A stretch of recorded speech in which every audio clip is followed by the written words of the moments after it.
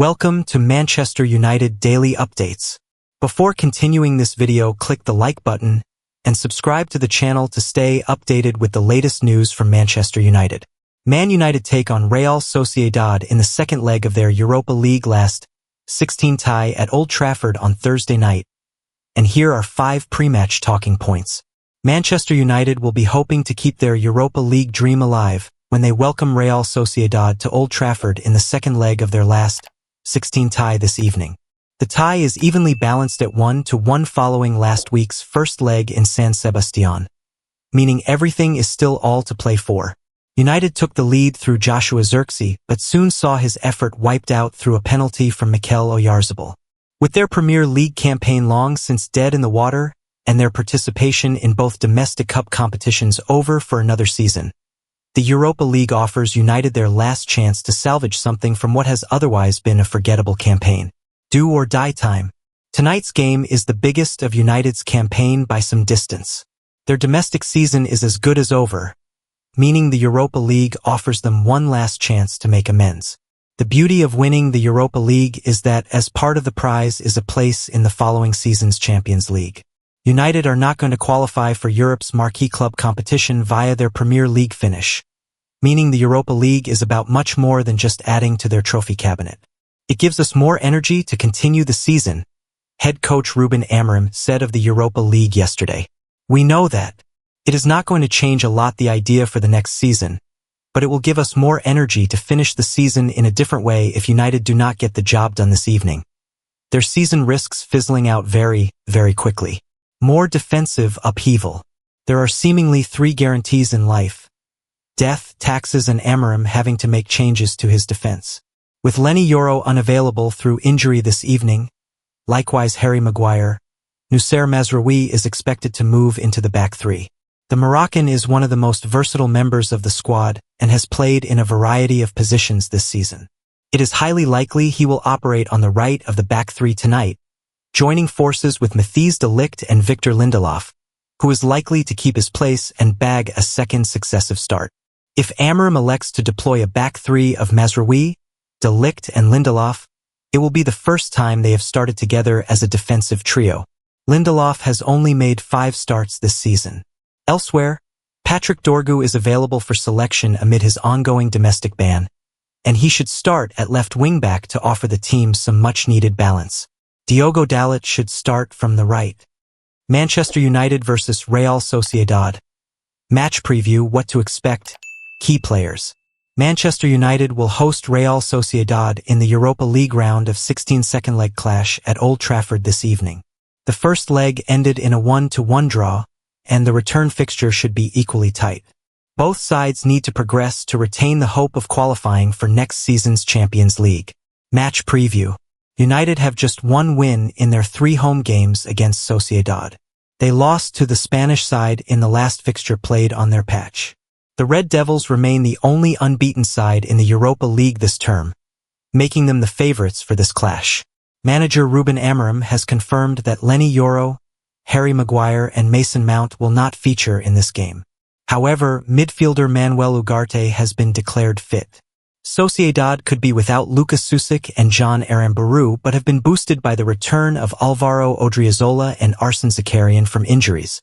What to expect?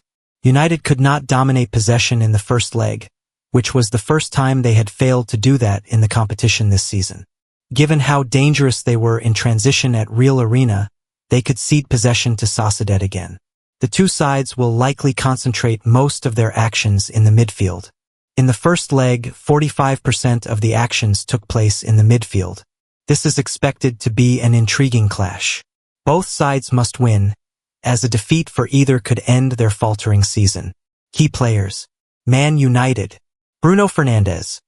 He has bagged 4 goals and 2 assists in his last 7 games at Old Trafford, making him a likely match winner in this tie. Joshua Zirkzee. The Dutch striker is beginning to thrive under Amorim, playing as a number 10. He scored the only goal in the reverse fixture. Real Sociedad. Takefusa Kubo. He was not at his best in the first leg, but still managed to record 3 key passes, the most of any Sociedad player. Brais Mendes. With most of the actions likely to happen in the midfield, the Spaniards' influence could be a key for the away side. Wayne Rooney names just 2 Man United stars that should survive RUBEN AMORIM'S rebuild. Wayne Rooney claims there is no way back for the current Manchester United team and claimed up to 15 players need be offloaded. United are languishing in 14th place in the Premier League after their worst season of the modern era, with only the Europa League left to play for. Former United captain Rooney was blunt when asked if there was a way back for the current side and said it needs a major overhaul to be competitive again. Asked if there is a way back for the current team, Rooney said, "No, I don't think so. They look lost. They look scared. Bruno Fernandes is the one who keeps producing. He annoys you at times, but keeps producing. They need massive changes to the squad. I think 10 to 15 players need to leave the club. Obviously, they can't do that, but there is a mentality there where no one is taking responsibility in the squad. I keep Bruno and Kobbie Mainoo. There's a culture at the club where it's too easy to lose games and the players come out and say, 'On to the next one,' and all that rubbish.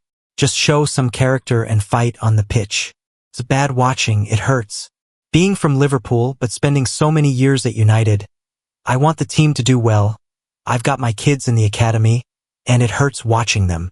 Rooney also revealed his old United boss, Sir Alex Ferguson, always gets in touch when his former striker loses his job as a manager. "Every time I get sacked from a managerial job, I get a text from Sir Alex," said Rooney. Another former United skipper, Roy Keane, criticized Sir Jim Ratcliffe for the way the Old Trafford co-owner has handled the decision to sack up to 450 staff to cut costs. "From the business side of it, you'd think he knows what he's talking about," said Keane, referring to Ratcliffe's recent round of interviews. But saying that, on one hand, they're getting rid of lots of people and, on the other, they're going to spend £2 billion on a stadium. He can still look after people a little bit better. He's on about saving money at the club, and we know the way that a lot of ex-players have been treated, the fund they had available, the staff that have been at the club for years. On one hand, he's still treating them badly, and I understand it's a business and you've got to try and make the right decisions. But the next day they're building a £2 billion stadium for their fans around the world. You have to show loyalty to people that have been at the club for years. When he started talking about the football side of things, he lost me a little bit, talking about the squad, the budget, the players available, as they should still be doing better. But it was nice of him to front up. Gary Neville, who also captained United, said Ratcliffe criticized the Glazers, albeit indirectly, for the way they have run the club for the past 20 years, with £300 million losses since 2020. Man United offer player plus cash to sign best striker in the world. Manchester United are advancing in their pursuit of Napoli forward Victor Osimhen and have proposed a player plus cash deal that would see Rasmus Højlund go the other way, according to journalist Lucas Serkion. The Red Devils are reportedly willing to offer the Danish striker in exchange for Osimhen, who is spending the season on loan at Galatasaray and is expected to leave Napoli permanently this summer. The Nigeria international will have just 1 year left on his contract after the season, and United are well-known admirers of him, as well as Sporting Lisbon ace Victor Gyökeres. RUBEN AMORIM'S side have struggled in front of goal this season, scoring just 28 goals in 34 Premier League games. Man United want Osimhen swap deal. Napoli keen on Rasmus Højlund, according to Serkion. Napoli would entertain a move for Højlund as manager Antonio Conte is a big admirer of the Denmark international, with a player plus Euro 40M, £33 million, deal deemed ideal for the Serie A club. United have proposed Højlund to Napoli as part of the deal that could bring Victor Osimhen to Manchester United. In order for Osimhen's price tag to drop, they will also talk about Højlund, who Conte likes a lot. We'll see, we'll follow this lead. Euro 40M plus Højlund would be a deal in favor of Napoli. Højlund has struggled in his second season at Old Trafford, scoring just 2 Premier League goals and yet to find the net in 2025. The Dane joined United for £72 million in 2022 from Atlanta and has more than 3 years remaining on his contract, which expires in June 2028.